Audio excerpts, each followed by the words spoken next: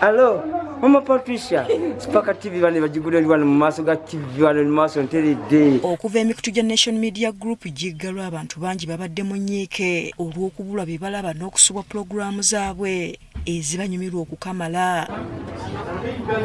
Mu bbanga lino ebintu bingi ebigenze mu maaso by'oyinza okugamba abalabi ba Spark TV bye basubiddwa. Twogeddeko nabo ne batubuulira ku biki bye babadde basinga okusubwa ku mikutu gya Spark TV. Era ennaku ezo zonna tubadde mu nnyiike ng'abakyala batandise okululuuta beetooloola eno beetooloola eri ng'olumubuuza kiki maama Niifa ng'agamba ate munnaayi namaze edda emirimu gyange ne Spark TV bagigadde siina wendabira kazannyo kange. Nali ndaba TV emu Spark TV ne NTV akawungezi mbadde minsinga nnyo obuzannyo kati olwaleero enda kuddamu laba obuzannyo. Ate tusubwa ebintu bingi okusingira ddala olugambo olw'essaawa emu ekitundu paka 2 ez'ekiro tututeeka ku mulama ne tumanya ebitambula mu ggwanga. Amawulire okusinga gensinga okulaba mbadde nga minsinga nnyo nga sikyagalaba. Kyenjagalako mubadde bakola nga temuli buseegu temuli buwemu naye nga bakikola bulungi.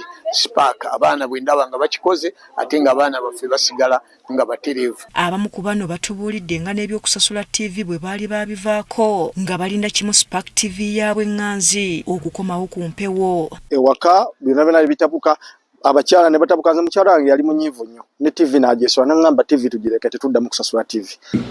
Mbadde naziwummuza kati naye kati ngenda kuddamu nzirabe wakati engeri gye tubali twadda ku online nga ndabira wano ku ssimu.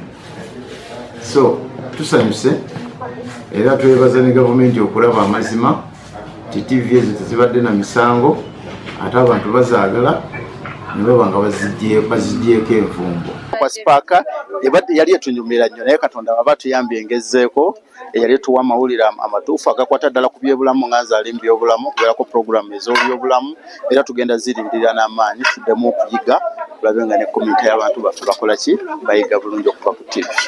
Abala batubuulidde nga bwe baasubwa okulaba ebyali mu kulonda kw'abassentebe b'ebyalo okwetooloola ebitundu ebitali bimu olw'emivuyo egyakalimu. Infakiti ate nze sinza bagamba nti ki wabula Spark NTV the TV zange zasinga okunsitula era mu kalulu kange nasubwa nnyo nga njula n'okukaaba.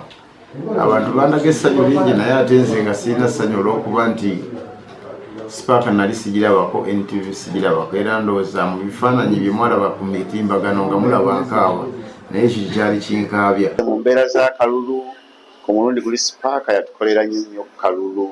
Abantu bangi bajjanga emboozi entuufu ku Spark era ku luno tugimisiza nnyo mu mbeera eyo. Kati basuubira nti okukomawo kwa Spark TV ku mpewo tewali kye bagenda kukyusaamu okuggyako okubongera ebisanyusa n'ebibayigiriza. Naye Mukama mulungi bwe muba mukomyewo ku mpewo tubasuubiza tugenda balabisa kajanja kati kubanga bingi tubadde tubabinsingako era tukkiriza nti bwe munaakomawo ate mugenda twongera ebisinga obulungi. Bwana ku Spark TV. Spark TV bannange njagala nnyo ntumira Nakiri Walegiina.